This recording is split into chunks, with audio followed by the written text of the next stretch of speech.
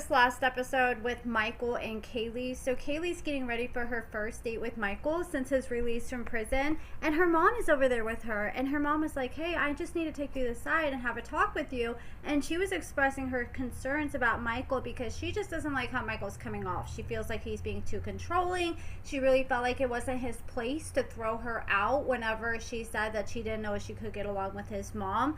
And Kayleigh pretty much was pushing back to everything her mom had to say. She's like, look, all you've done is manipulate and meddle in my life my whole adulthood. I'm not trying to hear it. And she didn't really care for what her mother had to say. And her mother was like, look, you're in a relationship. And Kayleigh was like, no, I'm in a marriage. And I think the mom doesn't take marriage as seriously anymore because Kayleigh's been married 5 times. I can't remember how many times Michael said. I think Michael said he's her 5th marriage.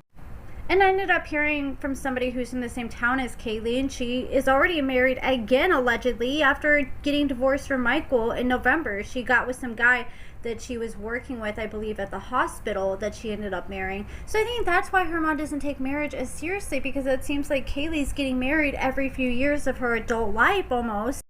She went off on her mom, and she told her mom pretty much needs to mind her business. She's an adult and she can make mistakes on her own, and her mom needs to go talk to a counselor. And her mom was like, look, I talked to a counselor. I'm just trying to look out for you. And then we see Kayleigh, and she goes to meet up with Michael for her date. And in the car, she's talking about, if he makes a scene, I'm going to lose my shit, and I'm going to show him that I'm not this big nice guy that he thinks I am. So she pulls up, and meanwhile, Michael's in the car with his mom, and he's sitting there bitching about the fact that he had to pay half the money that he saved up towards his license fees.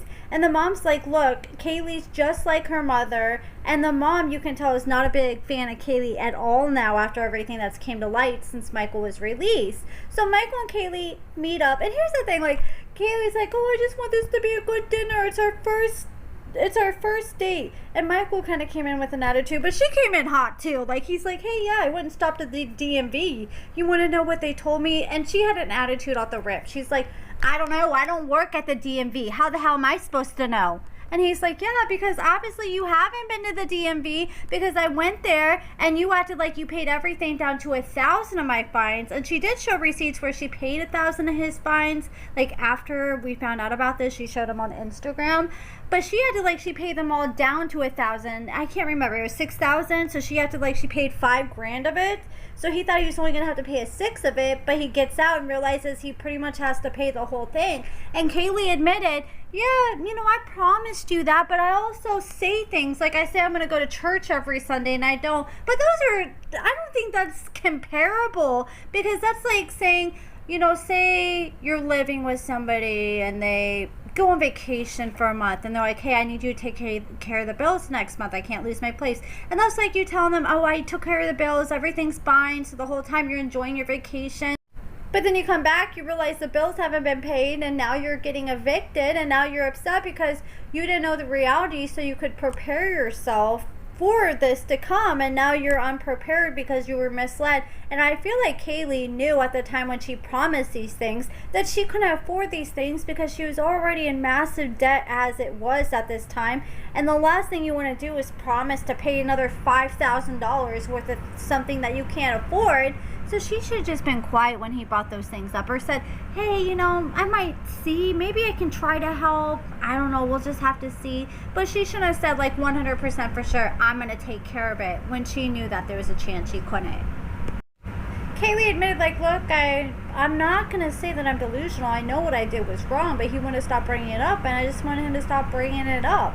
And then she's like, well, how did you pay the fees so you could get your license, since there's thousands of dollars? And he's like, I had to pay it. And she's like, where the hell did you get that money? And he said, from stocks. And I interviewed him the other day. He kind of broke it down. He said he got money from, like, you know, COVID, when everybody was getting the stimulus checks. He was locked up during that, so he was able to stack his stimulus checks, which he turned around and invested, and that turned into the money that he has now. And then, you know, he claimed he had that little honey bun business in prison, or a little commissary store or whatever. But she was upset. And I would be upset too if I found out that he'd been hiding money from her the whole time. I get why he did it, because he was probably scared that she was going to try to access it, because she did have power of attorney at the time, and she had access to his financials. Well, I don't know how that would work. I guess if she is his power of attorney and she gave her access to those things, yeah, I think that she would be able to get that money if she wanted to. If someone else knows more about that, let me know in the comments below. So I think maybe he was scared about that, but I also get why Kayleigh's mad, because she's probably like, damn, here you are coming out of prison and you got more money than me, because I was sending my money to you thinking that you didn't have a dime to your name, while the whole time you've been stacking your money this whole time.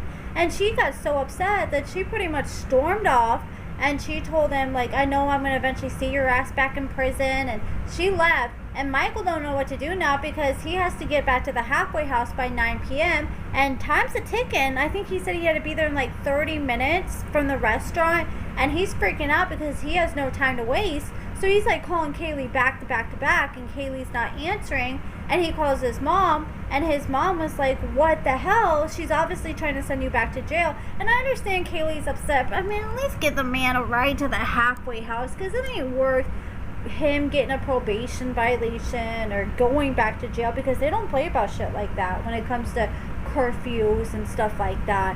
I would just drop the man off, and if you got upset, just go your separate way after that. But she's like, no, he's got money, he can call himself an Uber or do what he needs to do. So she left, but after she left, Michael kept blowing her up, and she eventually called him back because she's like, I know he's not going to stop calling. And she's like, what do you want? And he was going off. He's like, are you trying to send me to F in prison? She told him to call his mommy or to get an Uber, but she was not coming back, and she claims that she is done with Michael. But we know they're not done after that, because, I mean, they didn't get divorced until November, and I think this is like in July. He ended up getting out in July.